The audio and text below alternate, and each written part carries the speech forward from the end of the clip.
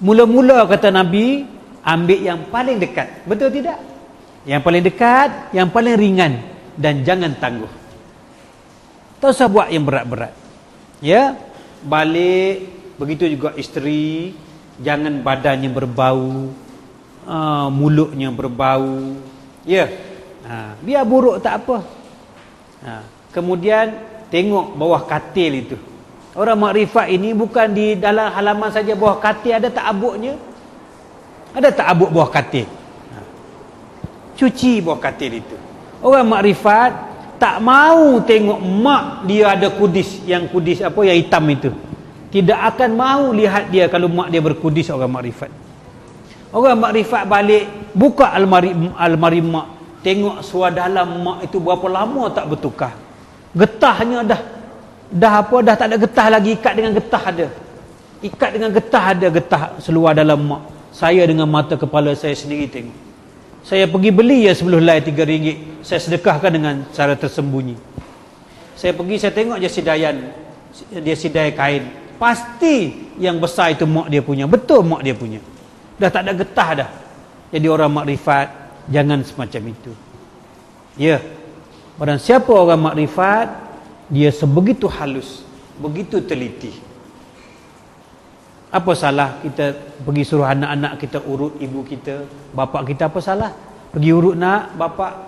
Oh, kita urutkan, berbahagia dia. Seumpama seorang mak datang daripada Kelantan, ya pastinya lenguh. Naik kereta api pun lenguh. Apabila diurut oleh anaknya, terus sembuh. Kenapa? Kerana kasih sayang. Kenapa makanan mak kita sedap? Kerana mak kita masak dengan penuh kasih sayang. Sedap masakan mak kita. Kenapa? Dia masak dengan kasih sayang. Begitu juga kita urut dengan kasih sayang, sembuh. Anak lain pergi, dia masuk hospital, anak lain sumbat nasi, dia tak mau. Orang demam mana mau makan. Tapi anak yang sumbat dengan kasih sayang, satu mangkuk habis, ditelan. Anak yang suap dengan penuh kasih sayang, satu mangkuk hospital habis. Orang lain datang buah apple, tak mau dia. Naluri kasih sayang. Jadi orang makrifat itu begitu halus budi pekertinya. Ya, habis itu nak. Ambil soalan lain. Memang kita ini hanya saja-saja saja. Tidak ada satu pun benda baru, melainkan kun Allah itu dakwat yang tidak akan basah lagi. Tidak ada dakwat yang baru.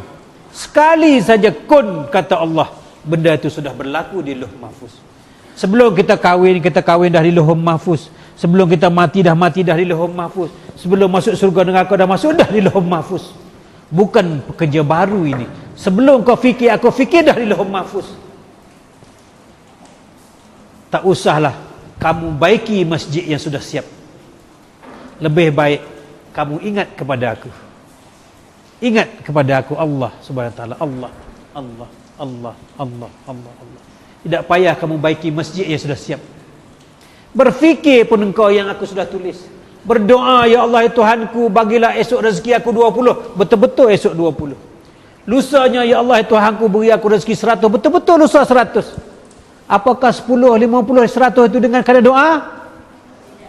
Berubahnya 10 pada 50, 50 ke 100 itu bukan kerana doa, kerana ketetapan Allah di Lauh Mahfuz. Aku dah tahu dah besok mu nak minta, aku tulis dah. Aku tahu dah lusa kamu nak minta 100, aku tulis dah. Jikalau sekali doa Allah tulis, sekali doa Allah ubah. Kerja Allah ni orang Kelantan kata raba ni roba. Kerja Allah asyik padam je. Dah semua orang berdoa, semua berubah. Kerja Allah tak kerja 2 kali. Biarpun Allah itu kaya, kalau dia bagi pun tidak kurang kerajaan dia. Tetapi kerja Allah itu sekali saja. Kun, siap.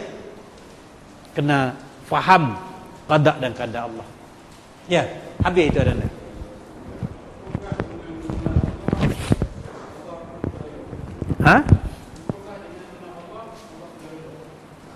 Memang hanya orang mengenal Allah sahaja yang orang yang mardiyah, yang direda-meredai. Betul, hanya orang mengenal Allah sahaja yang ada Allah. Kalau dah tak ada Allah, semayang ada tak Allah reda? Kalau tak kenal Allah, puasa Allah reda tidak? Jawapannya benar. Hanya orang mengenal Allah yang sembahyangnya diterima, puasanya diterima, syahadahnya diterima, hidupnya diterima Allah. Benar itu ya. Lain? Baik. Berapa soalan lagi tu?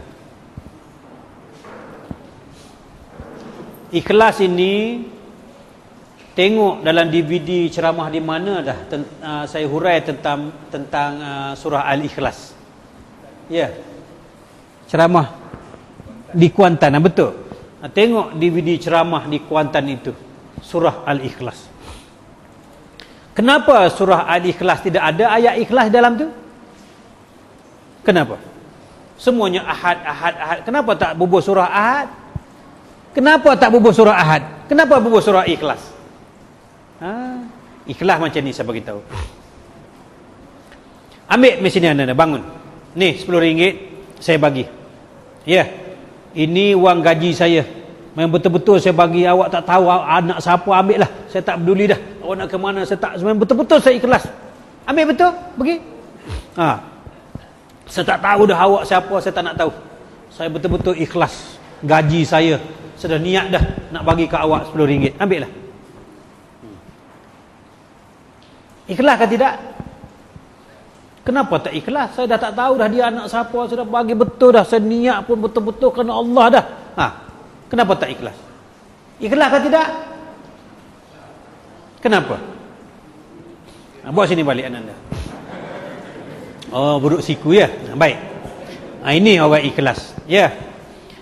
Bukan duit aku kepada engkau, bukan. Bukan telefon aku kepada engkau, bukan. Mari sini anda. Ini mari sini. Ini bukan duit aku ni. Duit siapa? Kepada siapa? Sudah, duduklah. Habis. Aku tidak mengharap apa-apa sebab bukan harta aku. Jikalau harta aku, mesti aku nak balasan.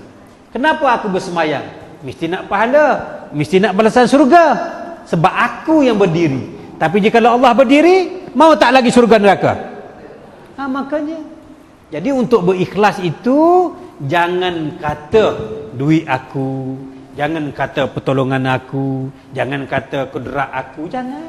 Mana engkau, mana? Jadi aku tolong ini daripada Allah kepada Allah. Aku bukan tolong engkau. Engkau pun tak ada, aku pun tak ada. Siapa yang ada? Itu makanya ikhlas itu daripada Allah kepada Allah. Tak ada harap apa-apa. Jikalau aku kepada engkau, engkau kepada aku, mesti wajib aku nak kepada balasan. Aku nak kepada syurga neraka. Tetapi barang siapa mengatakan segala, mana ada aku? Mana? Ada kaki punya aku? Ada kudrat punya aku? Mana aku? Habis kalau tidak ada aku, siapa ada? Allah nak ke syurga ke? Makanya itu dikatakan ikhlas. Begitu juga sembahyang. Orang bersembahyang, Allah bagi kepada satu syekh itu 40 hasta lebar, 40 hasta panjang.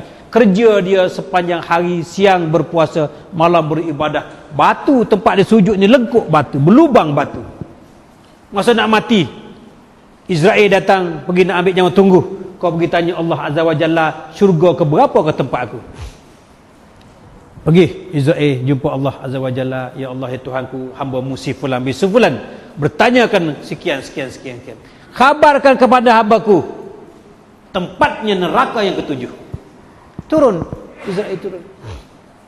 Sedangkan tua syekh ini berada di sebiji pulau yang tidak ada perempuan, tak ada judi, tak ada arak. Dia seorang-seorang saja, beramal ibadah saja. Nak laku kejahatan apa? Benda tak ada orang lain.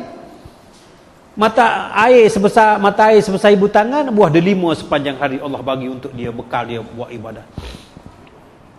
Neraka yang ketujuh. Tunggu Israel, kamu tanya balik Allah, kenapakah neraka yang ketujuh? Kau tengok batu-batu pun lengkuk, kau tengok siang aku berpuasa, malam beribadah. Saya kira dah habis memori yang ada ya. Dah tukar, alhamdulillah. Baik. Jadi pergi tanya balik. Allah pun berkata, khabarkanlah kepada hamba-hambaku itu. Dia bukan berkehendak kepada aku Allah. Dia berkehendak kepada nikmat aku, iaitu syurga. Dia bukan nak kepada aku. Dia nak kepada apa? Syurga, iaitu nikmat aku. Nikmat aku iaitu syurga. Dia nak ke nikmat aku iaitu syurga, bukan nak ke aku. Jikalau dia berkehendakkan kepada nikmat aku iaitu syurga, nikmat sebelah mata yang kuberikan, aku kurniakan kepada dia itu tidak terbalas dengan ibadah yang lengkuk batu. Kalau kamu nak nikmat iaitu syurga, nikmat aku bagi sebelah mata saja tak terbalas dengan lengkuk batu. Lengkuk batu, kita ni sejadah pun tak apa panggil, tak haus. Batu lengkuk tu neraka yang ketujuh. Kenapa? Kamu berkehendak kepada syurga, iaitu nikmat aku. Kalau nikmat yang kau nak minta ganjaran, nikmat sebelah mata yang aku bagi kepada kau itu tak terbalas dengan ibadah kamu. Ini ikhlas. Itu makanya kita dalam beribadah ini nak juga ke neraka, nak juga ke syurga, nak, tapi bubuh nombor 67. Jangan bubuh nombor 1. Aku hanya nak kepada Allah Taala. Ada kau tidak syurga itu kau punya pasalah. Aku tidak nak selain pada Allah. Berharap kepada syurga. Syurga itu Allah ke makhluk? Suatu hari nanti syurga pasti binasa, karena syurga itu makhluk. Apabila binasanya syurga, di mana kamu nak bergantung? Cuba jawab. Di mana kamu nak bergantung? Barang siapa mengharapkan syurga, pasti syurga itu makhluk. Makhluk pasti akan binasa pada suatu hari nanti. Kalau syurga kekal, Allah kekal, sama ya Allah dengan syurga. Itu makanya kita berkehendak juga kepada syurga, tapi bubuh nombor 67, bubuh Allah yang nombor 1. Jadilah kita ini beribadah sebagaimana satu cerita. Apa nama, ada hari keputeraan baginda raja. Dia mewawarkan kepada hamba rakyat dia, kau minta apa saja kau nak, akan aku kabulkan. Minta pangkat, aku bagi pangkat. Minta isteri, aku bagi isteri. Minta tanah, bagi tanah. Rumah, bagi semua dia bagi. Tiba-tiba ada perempuan janda, ya tuanku, aku nak minta kahwin dengan tuanku. Macam mana? Raja tak boleh tarik balik dah. Tak boleh. Tengok, janda tua itu, orang lain boleh pangkat saja, tapi janda tua boleh apa? Boleh raja, boleh rumah, boleh istana, boleh pangkat, boleh seluruh negeri dia punya. Begitu juga dengan Allah. Barang siapa pilih Allah, boleh semua. Barang siapa pilih Allah, boleh semua. Barang siapa pilih syurga, nikmat Allah itu, minum air di dalam emas. Kita lebih pada emas boleh minum sekarang ni. Di bawahnya mengalir air. Sekarang ni banyak dah air di mana-mana. Seronok tak dalam syurga? Niat saja kenyang, niat saja kenyang. Seronok ke tidak? Baik sekarang makan rasa. Dalam syurga dia niat saja kenyang. Nak bagi tahunya syurga tak ada apa-apa berbanding Allah. Kenapa mau kejar syurga? Mau kejar sedap ya? Kejar sedap, insya-Allah kita berjumpa di neraka yang ketujuh. Mari, barang siapa nak syurga jannah, kita kejar Allah SWT. Semua boleh. Boleh Allah, boleh syurga, boleh bidadari, boleh segala-galanya. Sebab kita kahwin dengan raja.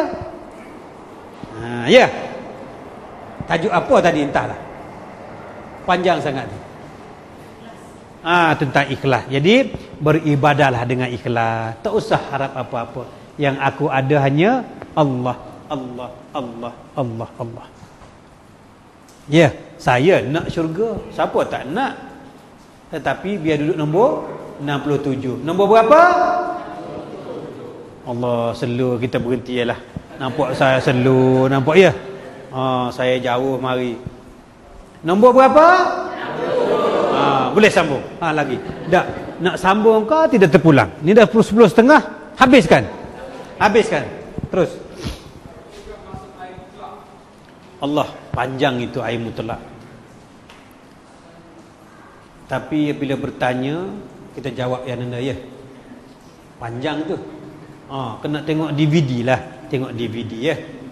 Beli DVD tu. Yang ada dalam DVD. Tak usahlah tuan-tuan berkira-kira dengan wang ringgit. Ilmu yang saya sampaikan ini dituntut selama 30 lebih tahun. Dalam gua mana dia tidak mengabdikan diri. Bulan puasa start 1 hari bulan sampai 31 sampai 30 hari bulan di jalan di pantai Tumpat itu kulu kili menunggu Lailatul Qadar. Masuk dalam gua entah ada makanan entah tidak. Mengabdikan diri dengan ilmu yang kita sampai selama 3 jam. Orang dulu 30 tahun memperhambakan diri. Anak isteri entah ke mana, terpaksa pergi usung daripada gua kerana kaki dah krem, tidak ada zat makanan. Cuba selami orang-orang terdahulu. Tak cukup dengan di gua masa dah tua, digali lagi lubang dalam rumah, digali lubang di rumah untuk bertapa, semata-mata untuk menyampaikan ilmu ini. Kita hanya 3 jam berkira-kira dengan wang ringgit. Wang ringgit tidak ada nilaiannya. Kitab saya itu tak ada duit, ambil free pun tak apa. Ambil. Janji tuan-tuan ada ilmu. Saya tak berkira-kira dengan ambil terus balik tak apa, tak usah bayar. Tidak ada nilaiannya ilmu dengan wang ringgit. Baju kita boleh beli, kereta boleh beli. Kitab RM63 kita nak berkira-kira. Allah sahajalah yang tahu. Ya, ingat ilmu ini warisan guru-guru terdahulu. Betapa jerit dah perihnya dia mencari ilmu. Berzikir sampai tak kalau lelap 5 minit tak habis zikir dia sebelum matahari naik. Gagal ulang lagi, gagal ulang lagi. Gagal ulang lagi. Tetapi dengan 3 jam kita berkira-kira. Saya tak tahulah nak sifir macam mana. Ya. Jadi siapa nak yang air sembayang itu ada dalam CD. Bukan saya nak promote. Saya tak kaya dengan jasa tuan-tuan beli CD.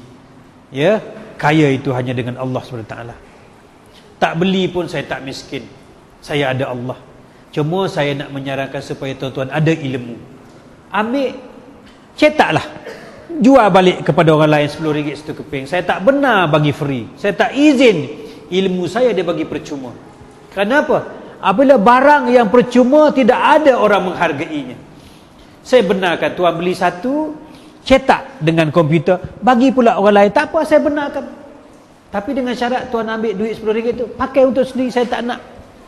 Saya nak nilai ilmu itu dihargai orang. Buk kitab saya, pergilah photostat, tak apa. Pergi photostat, beli dengan harga photostat, tak apa. Jangan bagi percuma, melainkan ibu bapa. Ya, kalau sahabat handai nak bayar, tak nak tak usah bagi. Tak ada nilaiannya duit dengan wang ringgit. Ilmu dengan wang ringgit. Ya, baik, beli CD berkongsi. Nanti cetak kan banyak tak apa. Ya, lepas tu collect duit, ambillah duit itu. Saya benarkan. Ya, baik. Lagi anda. Ya, apa lagi? Allahumma salli ala Muhammad. Allahumma salli. Allah. Ya. Sila. Baik. Qada dan qadar ini kan rukun yang ke-6. Kan kita dah belajar. Segala sesuatu itu sudah tertulis. Nak fikir apa lagi? Tak ada qada lah, tak ada qadar lah. Yang ada itu hanya Allah. Yang berlaku itu hanya Allah.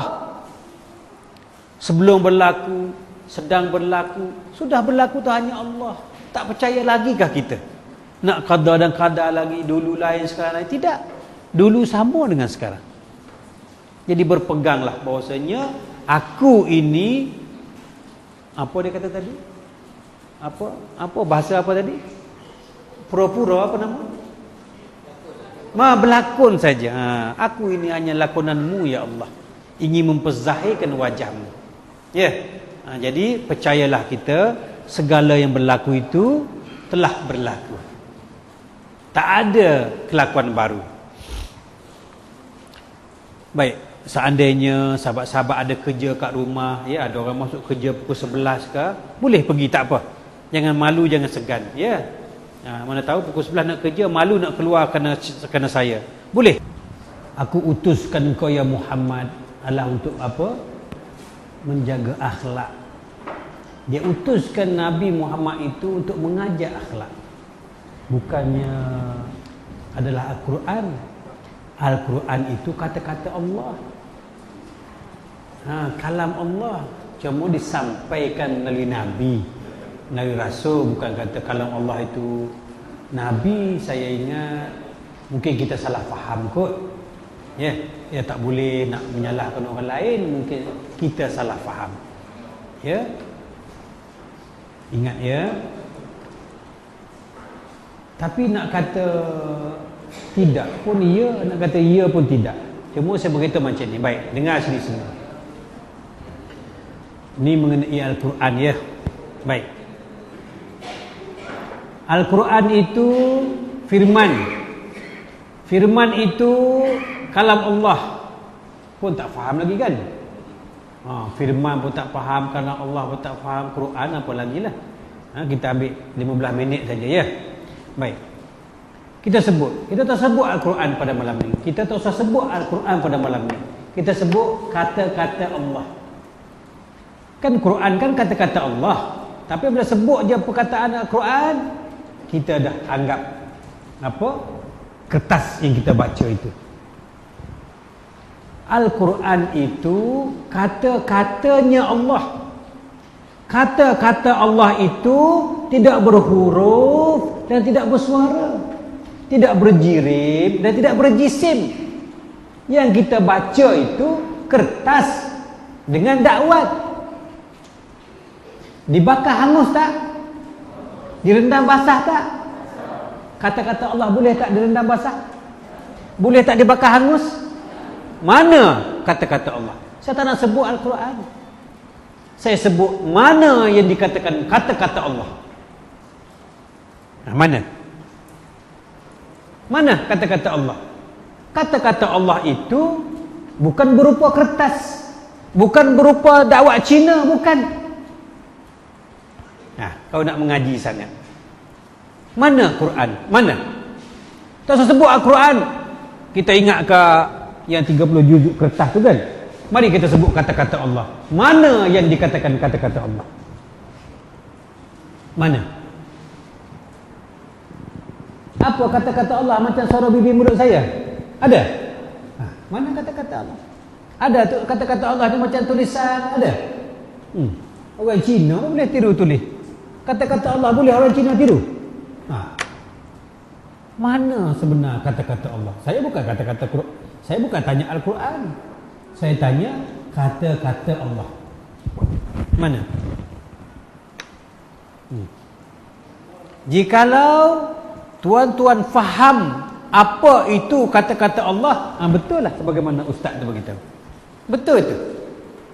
Jikalau tuan-tuan faham apa itu kata-kata Allah, betul itu. Tetapi kalau tak tahu, barang siapa mengatakan Nabi itu kata-kata Allah, syirik itu. Yang main-main. Ada pula Nabi itu kata-kata Allah.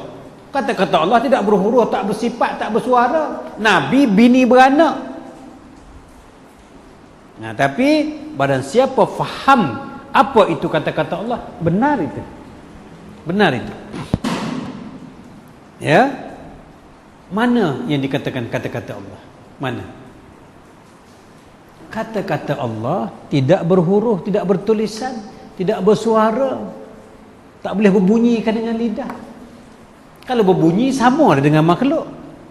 Sedangkan kata-kata Allah itu tidak berjirim, tidak berjisim.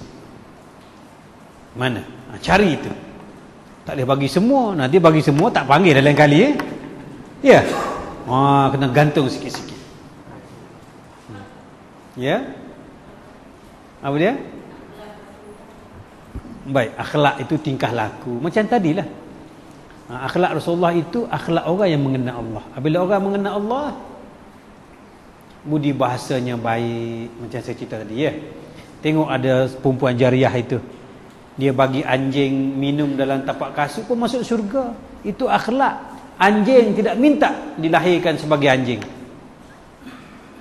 tetapi kenapa dizahirkan anjing? Nah, kita baling batu. Bagi orang makrifat, tak tergamak nak baling batu kepada anjing. Siapa anjing itu? Dia pun makhluk sebagaimana aku juga. Memang engkau berkaki empat bernama anjing, tetapi di dalam anjing itu sama tak dengan di dalam kita? Orang makrifat tengok di dalam, bukan di luar. Itu makanya Azazi yang bernama Iblis itu, dia tengok di luar lah sifat Adam itu, maka tak nak sujud. Dia tak nampak yang di dalam Adam itu siapa. Begitu juga kita.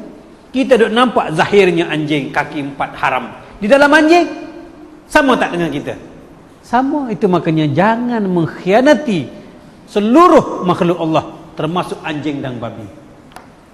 Kalau orang belajar makrifat, kalau orang tak belajar makrifat, oh Cina punya tak apa, curi Cina punya. Cina punya curi, dia kata. Orang belajar makrifat, tak ada kira Cina, tak ada kira India, tak ada kira Melayu. Semuanya makhluk Allah SWT. Ini orang makrifat. Biarpun anak sendiri, biarpun anak Cina, sama je. Ini orang makrifat. Dia tak tergamak. Ya. Jadi cukuplah ya. Akhlak Rasulullah itu diutuskan oleh Allah Nabi kita kerana untuk mencontohi akhlaknya, untuk mengajar akhlak baginda Rasulullah. Ya. Jadi akhlak baginda Rasulullah itu akhlak orang yang mengenal Allah. Orang mengenal Allah pasti baik. Dia nak curi barang siapa? Ini beli nasi di kedai, bubur lauk banyak, tutup dengan sayur supaya orang tu tak kira banyak. Orang makrifat tak ada. Gelak dia ya. Kuat gelaknya. Dia beli nasi, dia buahnya lauk banyak, dia tutup dengan sayur. Orang makrifat tak ada. Berapa bayar, alhamdulillah. Kalau kita nak sikit, ambil sikit. Itu halusnya orang makrifat ya. Akhlak itu. Ya, akhlak bagi Rasulullah, akhlak orang yang mengenal Allah SWT.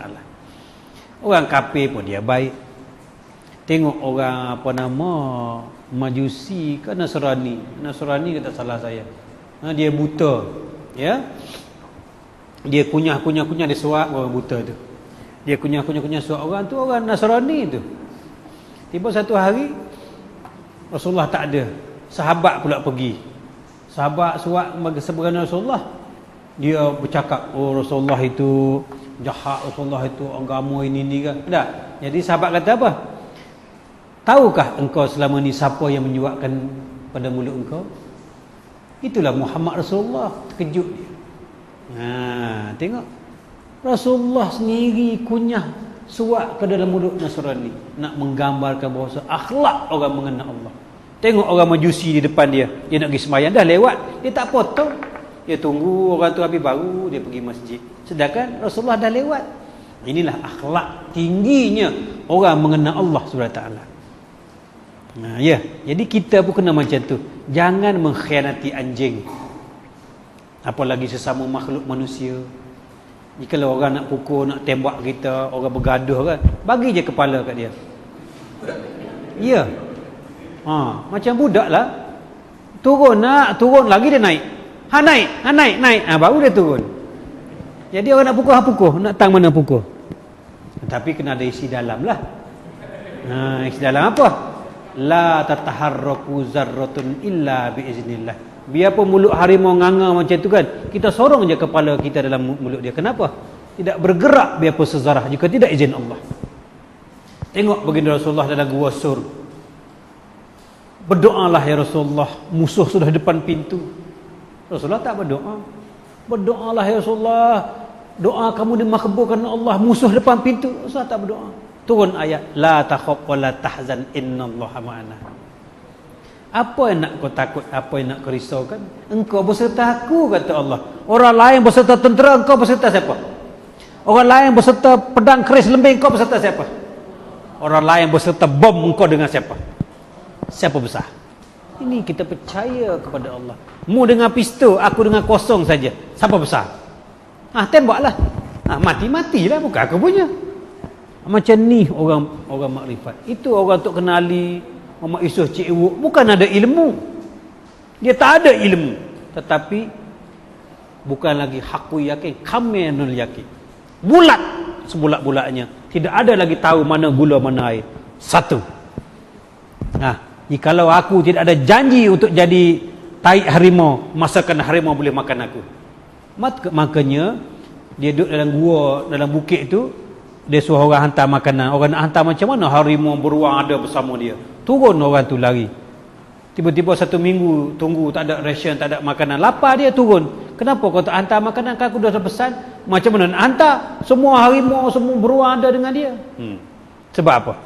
Sebab memang aku dengan kau tu harimau berbeza. Peluru dengan aku berbeza. Engkau besi, aku kulit. Tetapi di dalam peluru sama tak dengan di dalam aku? Engkau harimau kaki 4, aku kaki 2. Di dalam kaki 4 sama tak dengan kaki 2? Apabila segarang-garang harimau, jikalau dia tengok kita tu dia tengok tu kita, mau tak dia menggigit kaki sendiri? Segarang-garang harimau mau tak dia gigit kaki sendiri? Tak mau. Sebab apa? Dia tengok kita tu, oh aku, dia kata. Kita tengok dia pula, oh aku, sama-sama aku. Makanya dia tak makan itu. Itu petua untuk kenali kata, kalau isteri garang, jikalau suami garang, baca ayat saya ini. Mu aku, aku mu. Tak payah tulis. Senang. Betul ini. Kalau orang sini kata aku engkau, engkau aku. Tapi jangan ada suami sini. Kalau ada suami baca, isteri baca, tak jadi. Dia kena tak ada ya. Kalau ketua garang baca mu aku mu. Apa sebab? Engkau dengan aku tu satu saja. Jadi segarang mana pun dia akan runduk. Betul ni petua. Tapi kalau kita tahu maksud dia, lagi cantik.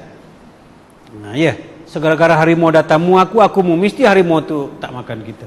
Musuh datang nak bergaduh pun, mu aku mu, mesti musuh tu tak bergaduh. Apalagi kalau kita baca dengan ilmu makrifat. Siapa engkau berbanding Allah? Habis dah tu. Bab apa lagi? Kita 2 saja. Bab apa nama, roh. Saya cerita sesi lain. Saya bagi sikit. Barang siapa nak sebenar-benar mengenal Allah SWT, yang tadi tak cukup itu. Kita ingat sudah cukup kan? Belum. Orang mengenal diri itu orang yang benar-benar mengenal roh. Kerana sebenar-benar diri itu roh lah. Barang siapa mengenal roh, baru mengenal diri. Kerana roh itulah sebenar-benar yang dikatakan diri. Barang siapa mengenal roh, barang siapa mengenal diri, wajib kita akan mengenal Allah. Tengok. Ilmu roh ini, jikalau ditanya, kata baginda, katakanlah roh itu urusan aku, kalau aku bagi pun sedikit saja. Betul-betul ilmu roh ini sedikit saja. Barang siapa tahu yang sedikit itu, kenalah dia akan diri. Dan kenalah dia yang sebenar-benar Allah. Tadi tak cukup tadi itu, tapi dah kita kata sudah cantik dah. Sebenarnya belum. Sebelum kita mengenal roh, tidak sekali-kali tuan-tuan akan mengenal diri. Kerana sebenar-benar diri itulah roh lah. Baik, sekarang ni diri kan. Jikalau ada nyauk, tak ada nyauk, tak ada roh, boleh tak tangan yang terangkat? Sebab apa dia terangkat?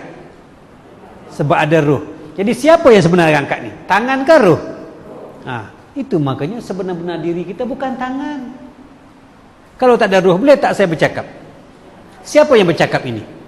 Sebabkan ada roh.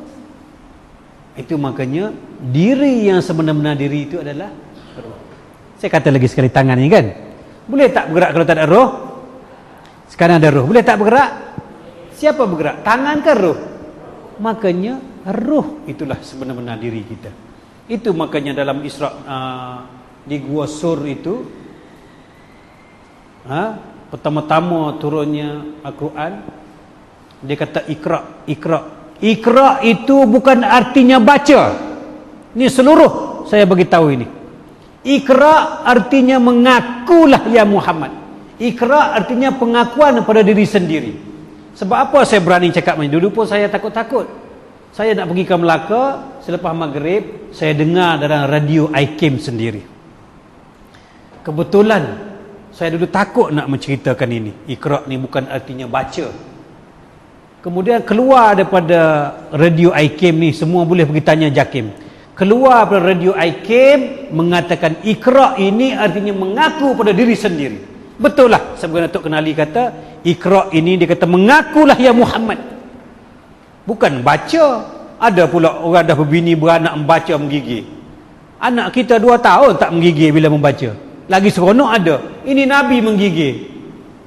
Tuhan dah tahu dah Nabi tak pandai membaca. Kenapa Tuhan suruh membaca? Nak menggambarkan bahasanya bukan baca itu. Allah dah tahu dah.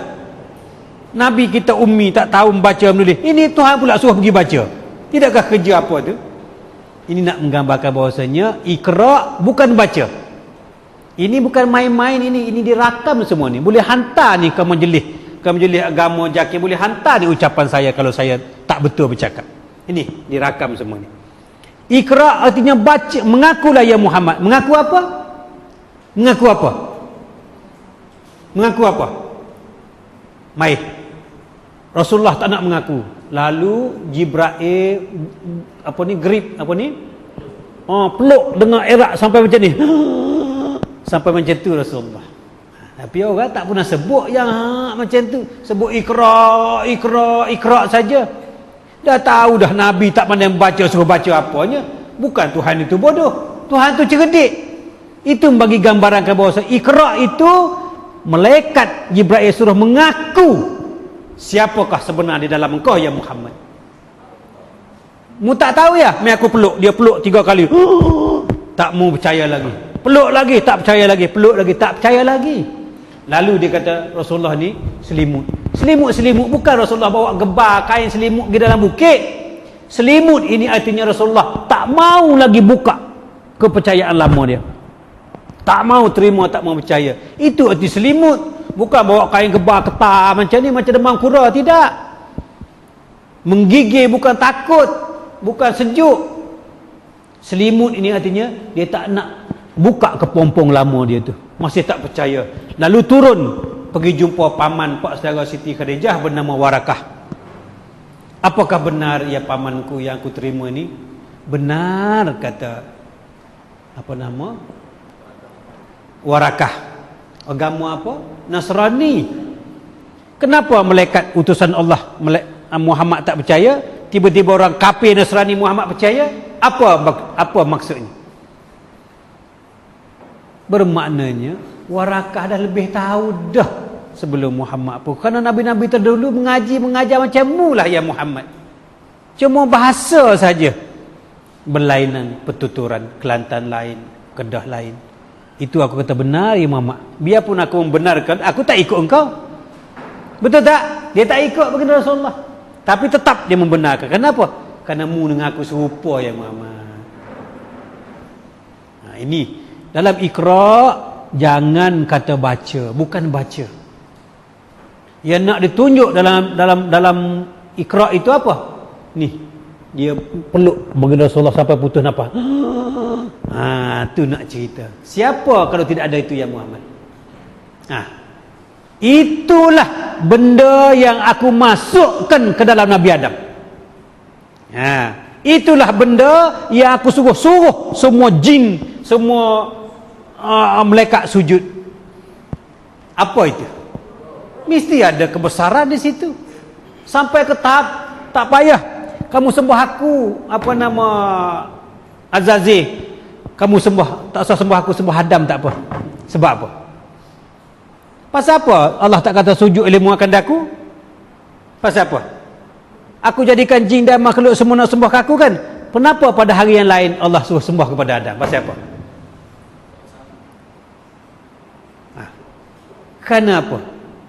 Kerana aku suruh sujud itu baik.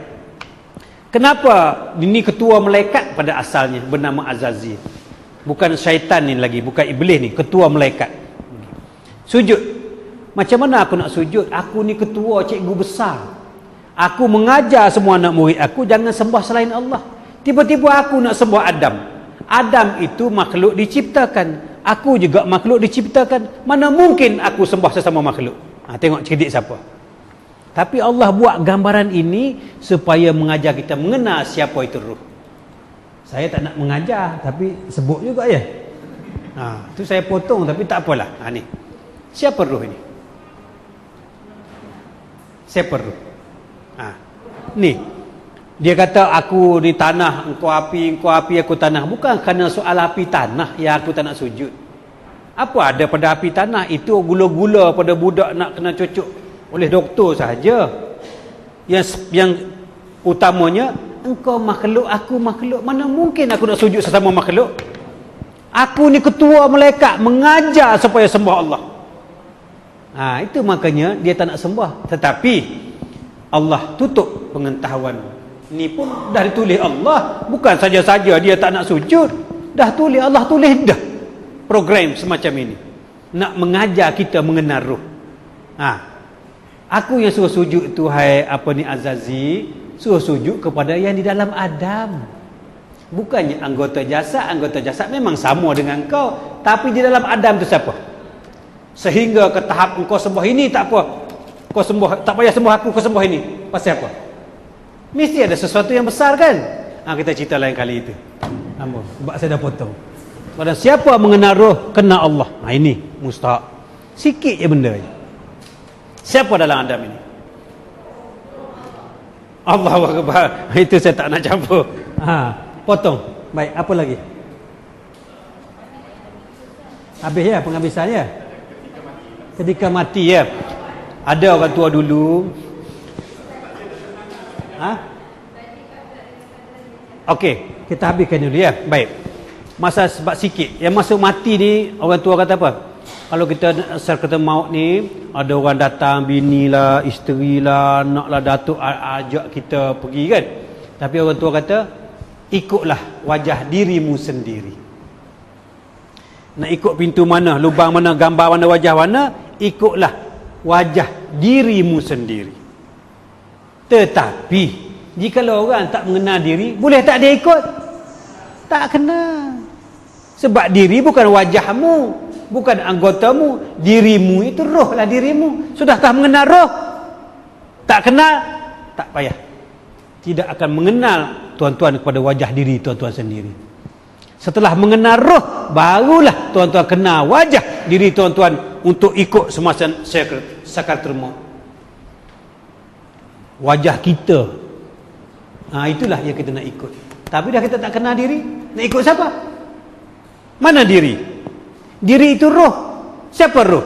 Tak tahu. Tak tahu, tak ada. Siapa-siapa nak ikut, hantam je lah. Tapi pada siapa nak ikut diri sendiri, pintu yang benar, kenalah roh. Ya, habis bab roh tu. Kalau tidak, lain kali tak panggil ada. Cikgu mati dah. Cikgu mati kata Piramli. Baik, habis tentang wajah tu, habis dah kan? Baik, taubat dengan jahat buruk ada dua perkara lagi ya. Baik. Macam ni sahabat-sahabat, apabila kita sudah semuanya Allah, tangan Allah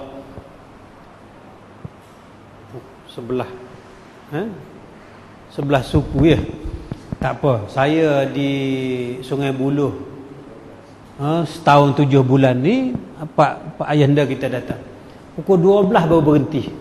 Ni pukul 12 setahun 7 bulan, pukul 12 sambung lagi kat luar, bawa pula kedai kopi. Itu lain cerita 3-4 pagi ya. Tak apa, kita kata nak 10 minit dah lebih ni. Saya ringkaskan. Baik, apabila tangan Allah, kaki Allah, semua Allah, mencuri Allah kah? Merompak Allah kah? Merogok Allah kah? Dia macam ni untuk jawab ya kalau orang tanya. Seumpama gunting. Gunting ini nak potong benang. Jikalau dia tumpul, boleh tak putus benang ini? Tak boleh kan? Tapi kita pergi asah. Lepas aja asah, putus. Putus tidak? Siapa yang memutuskan benang itu? Tajamkah, guntingkah? Itu makanya gunting tak boleh. Tak boleh, tak lut kata orang Kelantan, tak lut. Pergi asah, putus. Yang memutuskan siapa? Tajamkah, gunting? Tajam ini adalah sifat kebesaran kepada gunting. Jikalau tak tajam, Boleh tak kita pakai gunting tu, kita buangkan? Jadi tajam itu sifat kebesaran, kekayaan dan kesempurnaan gunting. Begitu juga dengan Allah. Allah tidak mencuri, Allah tidak merogol, Allah tidak minum arak. Siapa yang minum arak? Minum arak tu kebesaran aku, kekayaan aku, kesempurnaan aku. Aku sebagai tukang rumah yang sempurna, mesti aku tahu buat lantai, buat bombong, buat dinding, buat api, buat elektrik, buat air kan? Sebab aku tukang yang sempurna. Jikalau aku tukang yang tak sempurna, aku tahu buat lantai saja. Sempurna tak tukang kalau tahu buat lantai saja? Tak sempurna. Jikalau tukang yang sempurna ini, dia buat tinggi, rendah, kecil, besar, hitam, putih, baik, buruk. Sebab dia tukang yang sempurna. Kalau tukang yang tak sempurna, dia buat rendah saja, tak ada tinggi. Sempurna ke tidak? Begitu juga Allah. Yang mencuri, merompak, menyamun itu sifat kesempurnaan aku, sifat kebesaran aku, sifat aku orang kaya. Aku orang kaya, aku boleh beli bas, boleh beli motor, boleh beli basikal, boleh beli TV, boleh beli semua sebab aku orang kaya. Jadi kerana aku orang kaya, aku buat pendek, buat tinggi, buat hitam, buat putih, buat jauh, buat dekat. Kullun min indillah, buruk dan baik daripada siapa? Daripada Allah. Makanya aku buat baik, aku buat buruk itu daripada mana? Daripada Allah. Baik daripada siapa? Buruk ini ada tak daripada Allah lain? Cuba jawab. Baik daripada siapa? Buruk ada tak daripada Allah lain? Allah itu juga. Bermaknanya aku buat buruk dan baik ini, aku bukan suruh kau nampak buruk dan baik. Aku suruh nampak aku dalam keburukan, suruh nampak aku dalam amal ibadah kebaikan itu. Sebelum Palestin, Israel bom Palestin, Samuel Press berikhtiar, berunding dengan dia punya jemaah menteri nak bom Palestin. Kena budak 2 tahun, menangis patah kaki sebagaimana dalam TV. Kita nampak zalim lah. Sebelum Samuel Press berikhtiar itu, siapa yang Samuel Press dulu? Sebelum bom itu, siapa yang bom dulu? Sebelum kena budak tu, siapa yang kena dulu? Aku bukan suruh tengok sakit, suruh tengok bom, suruh tengok aku. Allah SWT berkuasa di atas semua yang aku nak buat. Ikut akulah harta aku. Betul tidak? Harta aku. Aku tukang yang pandai sempurna. Aku perlu apa saja yang aku nak buat. Tinggi, rendah, kecil, besar, mati, miskin, kena orang kecil, kena orang tua, mati orang beramal, hidup orang perompak. Itu urusan aku. Nak tunjuk aku kaya. Allah boleh tak buat Islam semua? Boleh tak? Boleh. Kenapa dia tak buat? Kalau dia buat Islam semua, miskinlah dia. Hanya tahu buat Islam saja, hanya tahu buat pendek saja. Nak menunjukkan aku kaya, aku sempurna, aku boleh buat apa saja. Jadi dalam perkara buruk ini bukan Allah yang mencuri. Yang mencuri itu apa? Sifat kesempurnaan aku, sifat aku ni sebagai orang kaya, sifat kebesaran aku. Ini. Jadi jangan kata semuanya Allah, tangan Allah, Allah mencuri. Tidak. Yang mencuri, merompak itu sifat kebesaran aku. Kalau aku buat baik semua tak ada jahat, mana besarnya aku? Siapa nak masuk neraka? Faham ke tidak itu? Nah, jadi ingat, pandanglah yang baik, semua baik. Tengok Rabi'atu Adawiyah. Jikalau aku diberi syurga dan jika aku diberi neraka, seandainya boleh bersama Allah, melainkan aku pilih neraka jikalau boleh bersama Allah. Ini menggambarkan bahawasanya jangan pandang baik dan buruk. Mari kita pandang Allah di sebalik kebaikan, pandang Allah di sebalik kejahatan. Kullun min indillah, buruk dan baik daripada Allah. Ya, baik daripada Allah, takkan ada Allah lain yang buat buruk. Tapi jangan kata Allah mencuri, jangan kata Allah minum arak. Itu kebesaran aku. Aku boleh buat minum arak, boleh buat minum air, boleh buat minum Coca-Cola, boleh buat minum 7-Up. Itu semuanya kekayaan, kebesaran dan kesempurnaan aku. Habis ya? Baik, bab apa tadi last sekali? Taubat. Baik.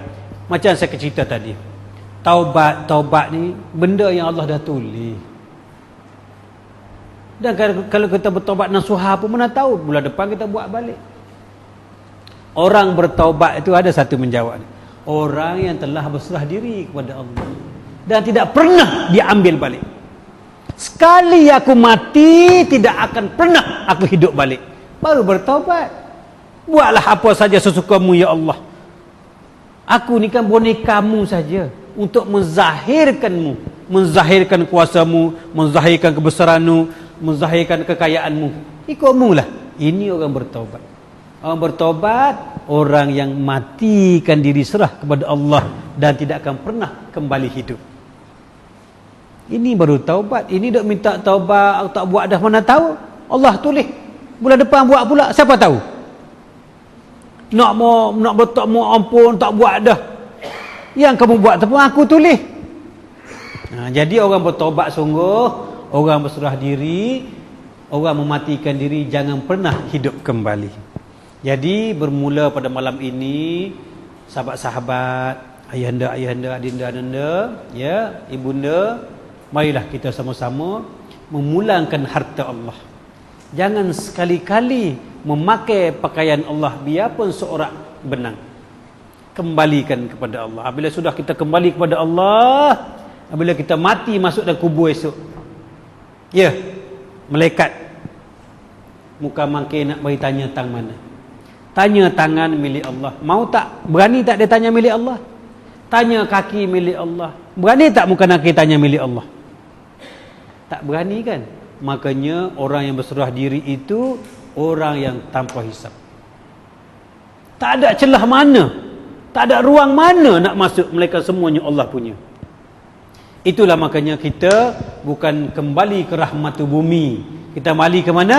Kembali ke rahmatullah, kembali ke pokok Allah. Tapi dengan syarat orang yang al-mutu qabla anta mautu. Matikan diri kamu sebelum kamu mati.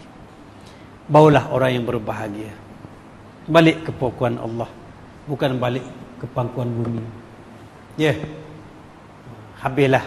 Setakat itu dah kerana panjang masa. Kita akan jumpa lagi jika ada keizinan Allah. Ingat, jikalau ada salah dan silap, ya, anggaplah, ya, terlanjur kata, bukan terlanjur ilmu. Ya, dalam berkata-kata ini, ya, ada terlanjur kata-kata, bukan terlanjur ilmu. Ya, tegurlah saya. Ya, baik. Saya memohon lagi sekali, jangan ada fitnah. Ya, ilmu ini tidak sunyi dari fitnah. Tetapi tuan-tuan ambillah DVD ini, hantarlah ke JAKIM ke mana saya sedia. Ya, beginilah saya berceramah di rumah sultan, beginilah saya ceramah di pejabat kerajaan, beginilah saya ceramah di mana-mana. Ya. Jadi saya sudahi dengan wabillahi taufiq wa hidayah. Wassalamualaikum warahmatullahi wabarakatuh.